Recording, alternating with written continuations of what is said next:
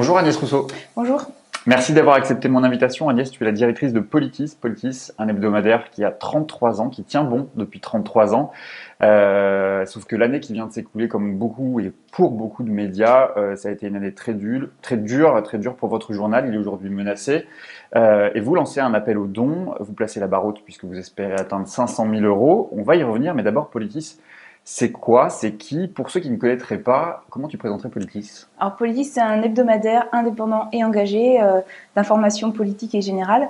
Indépendant parce qu'il n'est pas entre les mains d'un milliardaire comme beaucoup de médias et notamment d'hebdomadaires en France. Il est la propriété de ses lecteurs et de ses salariés par le biais d'une association qui s'appelle Pour Politis, qui détient 75% du capital depuis 2006. Et c'est un hebdomadaire engagé qui prend le parti de toujours partir du point de vue des laissés pour compte du capitalisme, des exclus, des dominés, des exploités, et qui pose le constat que face aux défis auxquels on fait face aujourd'hui dans le monde, un journalisme honnête et rigoureux ne peut pas rester indifférent et se doit de prendre parti sur toutes ces questions que sont les périls écologiques, l'accroissement des inégalités, des injustices sociales, les périls sur la mise en péril de nos libertés publiques. Donc c'est un journal engagé, qui se situe aussi au carrefour des gauches, qui a toujours été, enfin, c'est vraiment dans l'ADN de Politis d'être toujours au carrefour de la gauche et des mouvements écologiques et des mouvements sociaux. Et qui a été aussi un lieu de débat et de réflexion pour les gauches, pour aussi inventer un avenir pour la gauche dont on a besoin aujourd'hui. Et c'est une équipe de 25 salariés à peu près qui fait tourner ce journal depuis 33 ans. Alors c'est aussi l'un des derniers survivants qui compte dans le paysage médiatique de la famille des journaux de gauche et de l'écologie. Derrière la survie de Politis, c'est aussi donc une question de pluralisme qui se joue. J'imagine que ça prend d'autant plus de sens dans une année présidentielle. C'est aussi une des raisons de cet appel là, maintenant, à quelques jours, enfin maintenant la campagne est démarrée, mais dans une campagne présidentielle qui s'annonce. Alors nous, on lance l'appel parce que déjà on y est contraint et on a envie que Politis vive. On est persuadé qu'aujourd'hui Politis a encore des choses à dire et que s'il venait à disparaître, son regard sur le monde manquerait vraiment dans le paysage médiatique. Après, c'est vrai que on est d'autant plus inquiet face à ce qui se passe aujourd'hui, la casse autour du pluralisme des médias, avec une concentration toujours plus importante autour, notamment, évidemment, les phénomènes de rachat par Bolloré sont symptômes de tout ça, mais aussi on est dans un contexte aujourd'hui de très grande inquiétude par rapport à la concentration de la presse qui est entre les mains d'une dizaine de milliardaires.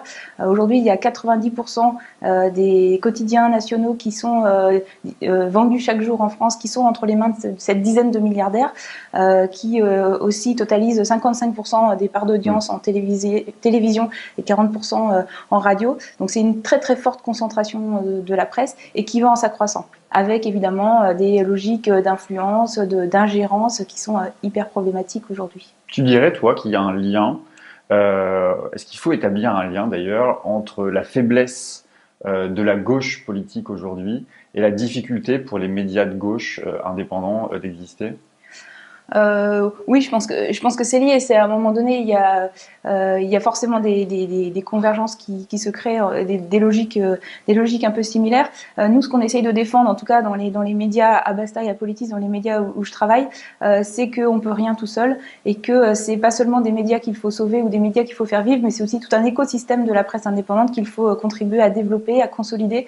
Il y a aujourd'hui beaucoup de médias indépendants, mais qui sont souvent fragiles, qui sont souvent isolés, et donc avoir des logiques de mutualisation, de consolidation collective, c'est quelque chose qui est absolument essentiel aujourd'hui si on veut justement contrebalancer la presse qui n'est pas indépendante. Tu évoquais la concentration des médias. Un mot sur ce qui se joue précisément, sur ce que tu évoquais avec l'emprise fulgurante de Bolloré sur les médias et l'édition d'ailleurs. Tu connais bien Bolloré, toi, puisque en 2012 tu étais coordinatrice de Bastana, où tu travailles encore aujourd'hui, mais qui avait publié un article sur l'accaparement des terres par l'industriel en Afrique et en Asie. Ça vous a valu un procès que vous avez gagné. De quoi Bolloré est-il le symptôme aujourd'hui? Alors c'est vrai que Bolloré, on a eu affaire à lui depuis 2012 et il s'est vraiment acharné sur Basta. Il a été Il a fait beaucoup de procès, on a gagné, à chaque fois on appelle en cassation, il s'est vraiment acharné et pour nous c'était des poursuites bâillons. Donc déjà c'était pour moi quelque chose de très révélateur de quoi était capable Bolloré, c'est-à-dire un acharnement pour faire taire la presse. Parce qu'on enquêtait sur ces pratiques en Afrique ou en Asie et qu'il ne supportait pas qu'on puisse se permettre d'enquêter sur ce qu'il faisait et de critiquer ce qu'il faisait. On se basait en plus sur des enquêtes qui avaient été faites par les Nations Unies, par la Fédération internationale des droits de l'homme. Donc c'était vraiment quelque chose de très fouillé, fondé, rigoureux.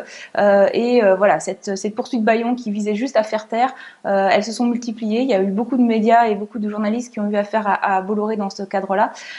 Et pour moi, c'est déjà un mépris vis-à-vis de la presse, vis-à-vis du travail des journalistes, qui est déjà en soi symptomatique du regard qu'il peut porter sur le débat démocratique, sur tout ça. Le fait qu'il se soit lancé ensuite dans du rachat de médias, c'est forcément comme beaucoup de milliardaires, peut-être sans doute une volonté d'influence, une volonté d'ingérence dans ces débats-là. Avoir des médias, c'est aussi prendre le contrôle et faire en sorte que ces médias-là ne soient pas critiques vis-à-vis de lui. C'est aussi des stratégies d'influence dans ce champ médiatique. Et ce qui est encore plus problématique sans doute, c'est que sa conception de la presse est vraiment très très inquiétante par rapport à d'autres milliardaires qui sont aussi propriétaires de presse. Il y a des conflits d'intérêts évidents puisque ce sont des entreprises du BTP, de l'armement, de la téléphonie sur lesquelles les journalistes sont amenés à enquêter. Donc en soi, c'est déjà problématique.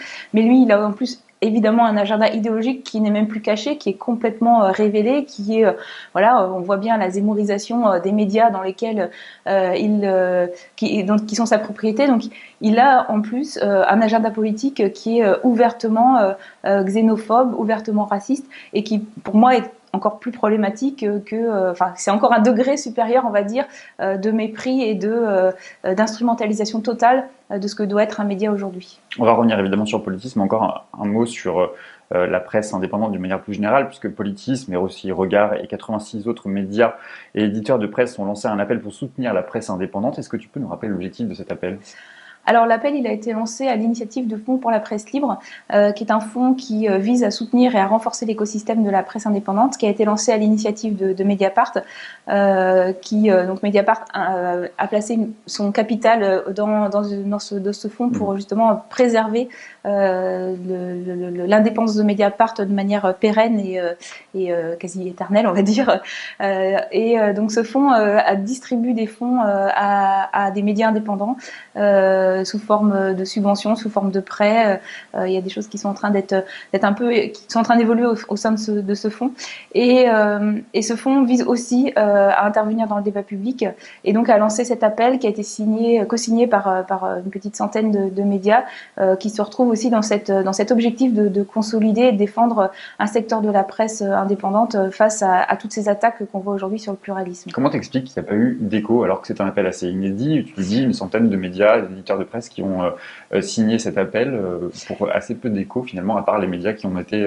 C'est un peu ça le problème, c'est qu'évidemment ça peut être perçu comme une attaque par les médias qui ne sont pas indépendants, même si évidemment dans ces rédactions de ces médias qui ne sont pas indépendants, il y a évidemment plein de journalistes totalement des bons journalistes, des bons professionnels et qui sont eux très attachés à l'indépendance de leur travail et des médias eux-mêmes. Mais c'est vrai que c'est pas facile de relier ça pour des médias qui, pour la question de l'indépendance capitalistique, n'est pas au cœur de leur projet. C'est d'ailleurs une défense interne par les journalistes de ces médias-là.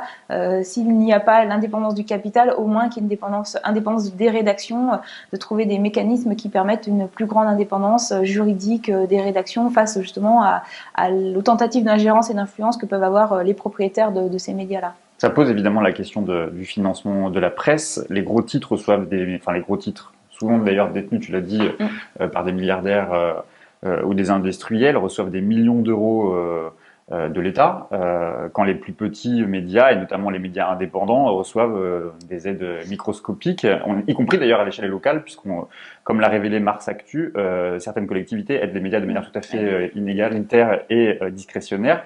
Ce serait quoi la bonne solution? Il faut que l'État réévalue ou en tout cas inverse la manière dont ils reversent ou qu'ils versent justement ces aides et ces subventions à la presse? On a un problème aujourd'hui où c'est les plus gros qui touchent le plus d'argent, donc déjà c'est problématique en soi, surtout quand ils sont la propriété de milliardaires qui renflouent déjà les caisses de ces médias et qui n'ont pas forcément besoin de ces aides, puisqu'ils ont déjà des investisseurs, des financeurs qui sont censés pourvoir à leurs besoins. La question qui est importante, c'est sur à quelles conditions sont versés ces fonds. C'est vrai qu'il y a des réflexions qui émergent sur la question de l'intérêt général, évidemment, l'intérêt, comment dire, à quoi servent ces médias et quels pourraient être les critères de non lucrativité, par exemple, de ces médias qui pourraient présider au fait qu'ils touchent plus de subventions parce qu'ils ont un objectif, en tout cas, on sait que cet argent-là ne va pas être versé en dividendes ou en autre chose que de faire tourner un média et de le développer. Donc ça, c'est des réflexions qu'il faut avoir. Évidemment, le système des aides à la presse, il est à revoir complètement. Aujourd'hui, il est très archaïque, mais évidemment, c'est très compliqué de le remettre en cause puisque ceux qui sont les principaux bénéficiaires n'ont absolument pas envie qu'il soit remis en cause. On les comprend évidemment parce qu'ils défendent leur intérêt, mais c'est vrai que c'est problématique en tout cas qu'il n'y ait pas un encouragement davantage à la presse indépendante et à la structuration de médias qui se situent dans ce champ-là. Je l'ai dit, Politis, c'est un hebdomadaire tous les jeudis. Oui. Ça a encore du sens, la presse papier? Alors c'est une question qu'on se pose beaucoup évidemment parce que c'est pas facile de faire vivre un hebdo en papier, d'autant plus que là on a des problématiques qui sont très complexes. Politis est sorti des kiosques en juin dernier parce que ça coûtait trop cher. C'était un déficit pour nous de 100 000 € chaque année. Juste le fait d'être présent en kiosque, même si ça nous fait connaître évidemment, c'est une autorité d'être en kiosque, mais c'est très compliqué à assumer pour des médias qui ont une économie sobre et fragile comme la nôtre. Une autre problématique, c'est les coûts du papier qui ont bondi de 40% ces derniers mois, ces dernières semaines même, et donc on ne sait pas où ça va aller. Il y a une pénurie du papier aujourd'hui. On n'arrive plus à trouver du papier pour produire des journaux. Donc ça, c'est encore une problématique qui fait davantage s'interroger sur le sens que ça a de faire du média papier. Pour autant, nous, on a fait des enquêtes auprès de nos lecteurs. Ils sont très, très attachés au papier. Et donc, on a un site, ils vont sur le site, il y a des abonnés numériques, mais en fait, on a des abonnés qui ont envie de recevoir du papier.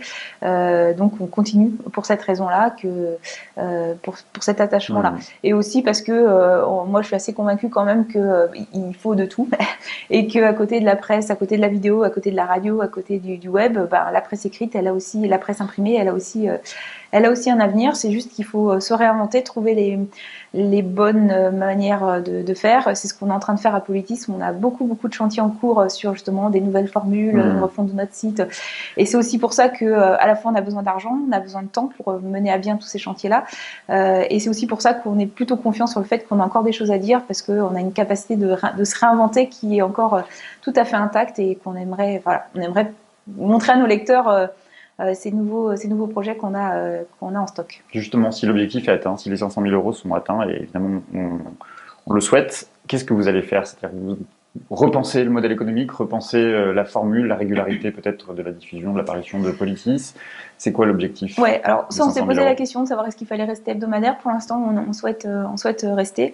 La question qui se pose, c'est surtout quel projet éditorial on a derrière tout ça. Donc après, la question de la périodicité, évidemment, elle est aussi à interroger, mais on a réfléchi sur des articles un peu plus sur du temps long, faire des grands entretiens.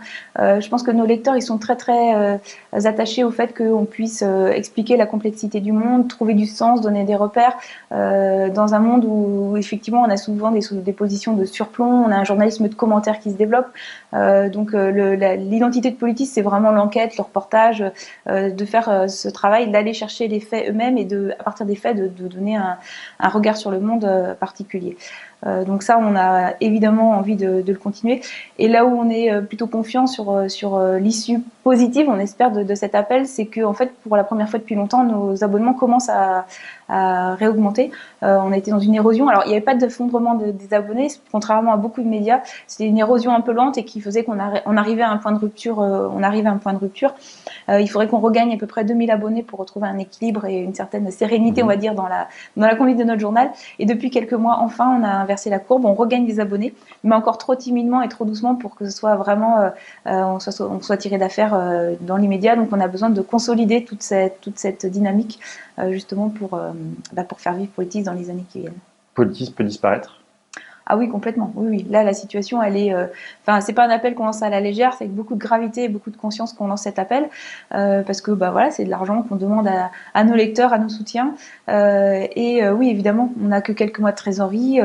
Si on réussit pas à récolter des fonds là, peut-être même avant la présidentielle ou après, on disparaîtra, c'est sûr. Alors on disparaîtra en tout cas dans le modèle actuel. Voilà, peut-être il y aura encore de l'énergie et de la volonté pour recréer quelque chose derrière qui ne sera pas un hebdomadaire en presse imprimée, mais en tout cas, oui, ça disparaîtra certainement. On ne peut pas aujourd'hui continuer avec les finances qu'on a et la situation actuelle. Donc il nous faut ces fonds-là. Donc, merci beaucoup Agnès. Merci. Un mot pour où est-ce qu'on peut vous aider, où est-ce qu'on peut envoyer les dons? Alors oui, les dons, il y a une page sur le site qui explique les modalités de dons. On peut envoyer des chèques à Politis directement, à l'ordre de l'association pour Politis, donc qui est notre actionnaire majoritaire. On peut faire un don sur Hello Asso. Il y a également une possibilité de faire des dons par ce canal, et Presse et Pluralisme, qui est donc un organisme collecteur pour les dons défiscalisés à la presse d'information politique et générale. Donc pour ceux qui ont la chance de payer des impôts et qui voudraient nous faire un don défiscalisé, c'est possible par ce canal également. Donc toutes les informations sont indiquées sur le site de Politis, et en tout cas on serait très heureux de pouvoir recevoir un maximum de dons pour soutenir ce beau projet. Merci beaucoup Agnès, on mettra évidemment le lien de l'appel aux dons et on fera ce qu'on pourra nous aussi pour vous aider évidemment. Merci beaucoup, merci.